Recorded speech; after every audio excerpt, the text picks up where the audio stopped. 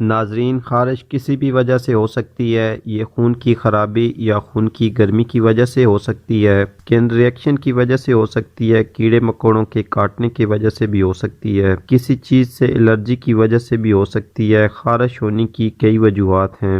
صفائی ستھرائی کا اگر خیال نہ رکھا جائے تو اس سے بھی خارش ہو جاتی ہے۔ خارش بعض اوقات جسم کے کسی مخصوص حصے پر ہوتی ہے، بعض اوقات یہ پورے جسم پر ہوتی ہے۔ خارش ایک تکلیف دہ عمل ہے۔ آج ہم آپ کو اسی حوالے سے سادہ اور آسان دو نسخے بتائیں گے۔ ایک نسخہ آپ نے جسم کے متاثرہ حصے پر لگانا ہے، جبکہ دوسرا نسخہ آپ نے پانی کے ہمراہ استعمال کرنا ہے۔ ان دونوں نسخوں کے چند دن کے استعمال سے خارش کا مسئلہ دور ہو جائے گا۔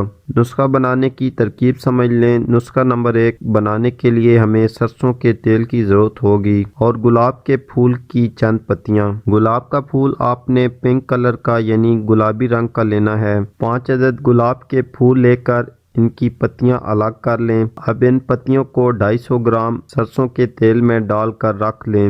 جب بھی آپ کو خارش ہو تو اس میں سے تھوڑا سا تیل ہاتھوں کی مدد سے متاثرہ حصے پر لگا لیں، یا دن میں 3 مرتبہ اس میں سے تھوڑا سا تیل پورے جسم پر لگا لیں۔ اس کے چند دن کے استعمال سے فوری خارش دور ہو جائے گی۔ اس کے ساتھ آپ نے دوسرا نسخہ استعمال کرنا ہے جو آپ نے کھانا ہے۔ اس کے لیے آپ نے اجوائن 50 گرام، سبز الائچی 30 گرام اور کالی مرچ 10 گرام لے لینی ہے۔ تینوں چیزوں کو باریک پیس کر پاؤڈر بنا لیں اور اچھی طرح مکس کر کے رکھ لیں۔ اب اس میں سے چھوٹی آدھی چمچ تازہ پانی کے ہمراہ صبح اور چھوٹی آدھی چمچ شام کو استعمال کریں۔ ان دونوں نسخوں کو آپ نے اکٹھا استعمال کرنا ہے۔